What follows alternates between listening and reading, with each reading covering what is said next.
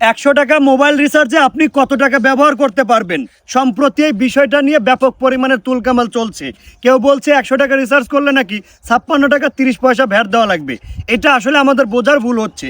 আমার মনে হয় 100 টাকা রিচার্জ করলে যদি 56 টাকা কেটে নেয় তাহলে থাকে হলো 44 টাকা। আমার মনে হয় না কোনো গ্রাহক মানবে, অন্তত আমি মানবো। প্রয়োজনে ওই সিম, ওই মোবাইল ফোন, ওই কথা বলেই আমি বন্ধ করে দেব। তারপরেও 100 টাকা রিচার্জ করলে 56 টাকা আমি কাটতে দেব না। তাহলে প্রশ্ন হচ্ছে এই টাকাটা তারা কিভাবে কাটবে? তারা তো অবশ্যই কাটবে, যেহেতু আমাদের রাষ্ট্রপতি চম্বু স্যার পর্যন্ত সিগনেচার করে দিছে, সেহেতু তারা অবশ্যই টাকাটা কেটে নিবে। কিন্তু কিভাবে কেটে নিবে? তারা ধরবে মাছ, ছুবে না পানি, সাপও মারবে, লাঠিও ভাঙবে না। তারা কিভাবে কাটবে?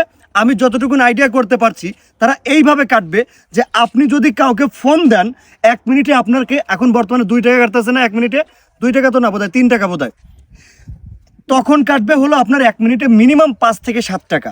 আমার একটা বিশ্বাস, তারা তাদের ভ্যাট, তাদের কর এইভাবে আদায় করে নিবে আমাদের কাছ থেকে।